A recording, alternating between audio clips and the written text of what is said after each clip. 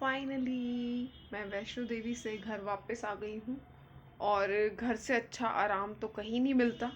सफ़र मेरा बहुत अच्छा रहा, यात्रा मेरी बहुत अच्छी रही। पर मैं आपको बताना चाहूँगी कि इस यात्रा में मेरा कितना खर्चा हुआ, मैं कहाँ पे रुकी, मैं कहाँ पे मैंने खाया, ये सारी बातें मैं आपको इस वीडियो में बताऊंगी। और जो क्लिप्स मैं उस पुरानी वीडियो में अपलोड नहीं कर पाई वो मैं इसमें करूँगी।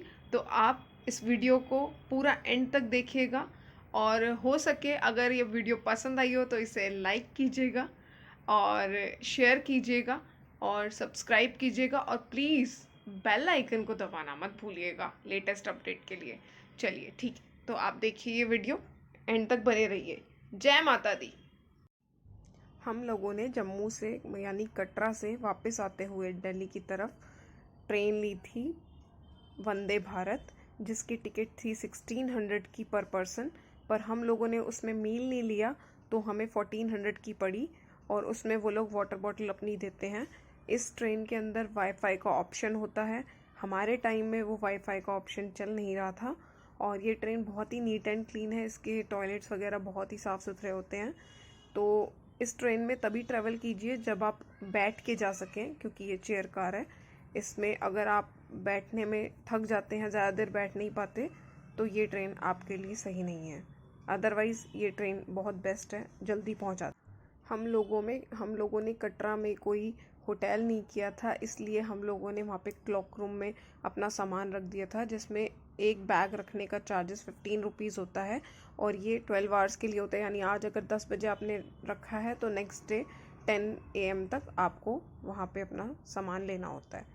एक दिन का चार्जेस है 15 रुपीज़ इस क्लॉक रूम का। हम लोगों ने अधकवारी पे ही डोरमेट्री रूम ले लिया था, जिसमें बहुत सारे बेड होते हैं और एक साथ काफ़ी लोग रहते हैं, तो उसके चार्जेस भी कम होते हैं। तो हमें तो ये था, हमें गिनती के घंटे रेस्ट करना था, तो हमने ये ले लिया था शैलपुत्री भवन में रूम लिया था, जहाँ पे हमें बेड मिला था और डॉर्मेट्री। और इसके चार्जेस थे 120 रुपीज़ पर बेड। और इसमें ब्लैंकेट अगर आप लेना चाहते हैं तो 500 रुपीज़ आपको सिक्योरिटी डिपॉजिट करनी पड़ती है, जो जब आप जाते हैं तो उन्हें ब्लैंकेट वापस करेंगे तो वो सिक्योरिटी आपको वापस मिल जाएगी। और इस जगह रुकने से हमें बेनिफिट ये हुआ कि हमें इतनी थकान नहीं हुई। हम यहाँ से यात्रा करनी शुरू की हमने और थोड़ा रेस्ट करके, तो उसमें भी हमें थकान नहीं हुई। और वापसी में भी जब हम भवन से नीचे की तरफ उतर के आए तो हमने यही शैलपुत्री भवन में रेस्ट किया और इसकी वजह से हमारी यात्रा बहुत अच्छी हुई। और ये आपको अधकवारी में जब आप लेफ़्ट की तरफ आते हैं हाथी मत्थे वाले रास्ते में, वहाँ पे ये आपको शैलपुत्री भवन मिलता है, जो कि यहाँ पे आपको बाथरूम के अंदर गीज़र लगा हुआ मिलेगा, तो आप नहा के यहीं से यात्रा शुरू कर सकते हैं। आपके लिए बहुत इजी रहेगा और आपको थकान भी महसूस नहीं होगी। फिर इसके बाद यहीं अधकवारी पे हम लोगों ने कुछ खाया। हम लोग यहाँ पे एक सागर रत्ना है, सागर रत्ना में हम लोग गए। वहाँ पे खाना बहुत ही नॉर्मल प्राइस का है। यहाँ पे टी 16 रुपीज़ की है, गुलाब जामुन 20 रुपीज़ पर पीस है, 80 रुपीज़ का डोसा मिलता है, 70 रुपीज़ की आपकी चाउमीन है। इसके अलावा कोई एक्स्ट्रा चार्जेस नहीं आपको पे करने पड़ते। पर यहाँ पे आपको सेल्फ सर्विस होती है, आप खुद ले सकते हैं। यही सेम सागर रत्ना जब आप भवन पे खाते हैं तो उसके चार्जेस डिफरेंट हैं। उतरते वक्त हम लोग ताराकोट के रास्ते से आए थे, जो कि बहुत ही नीट एंड क्लीन था। यहाँ के वॉशरूम्स बहुत अच्छे थे, साफ़ सुथरे।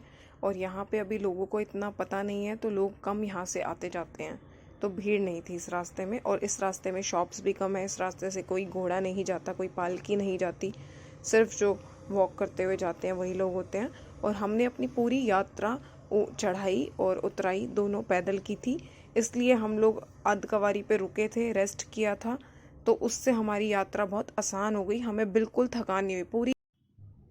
अगर कोई ताराकोट रास्ते से वापस आ रहा है या ऊपर जा रहा है तो इस रास्ते में खाने की दुकानें नहीं है। एक दो दुकानें हैं जिन पे लॉक लगा हुआ है, पर रास्ते में आपको शेक की, कोल्ड ड्रिंक की शॉप्स मिल जाएंगी पीने के लिए। पानी अगर आपको चाहिए तो पानी के टैंक भी जगह जगह पे लगे हुए हैं और बैठने के लिए चेयर्स भी बनी हुई हैं, स्टूल्स वगैरह इस टाइप की चीज़ें। तो आप ताराकोट रास्ते से अगर जाना चाहें तो आप जा सकते हैं। बोलो। जय माता दी, पहाड़ा वाली, प्रेम से बोलो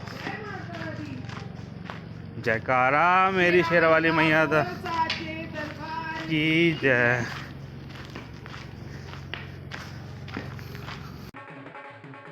इस वैष्णो देवी ट्रिप को मैंने बहुत इन्जॉय किया। मैं पूरे रास्ते ढोल वालों के सामने नाचते हुए जाती रही, इसीलिए शायद माता रानी ने मुझे बिल्कुल भी थकान महसूस नहीं होने दी।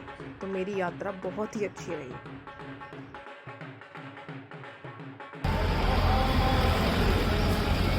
ये हमारी होस्ट कम दोस्त प्रियंका मेहरोत्रा।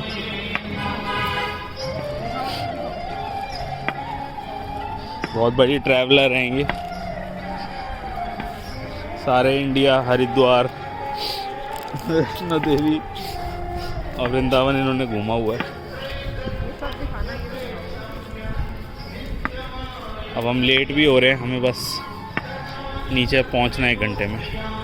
3 किलोमीटर रास्ता बचा है हमारा भी। ओ एडवेंचर गर्ल।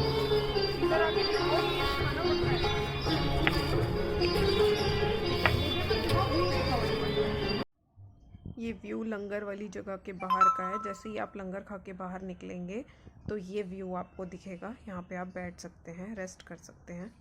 बहुत ही प्यारा, बहुत ही सुंदर व्यू है ये। इतने जयकारे मैंने आपको वैष्णो देवी में लगवाए हैं, तो मैं चाहती हूँ एक बार ये वीडियो ख़त्म हो रही है तो आप फिर से एक बार घर बैठिए जयकारे लगाइए। जयकारा शेरावाली दा बोल साचे दरबार की जय। माई मेरी सचिया जोता वाली माता तेरी सदा ही जय।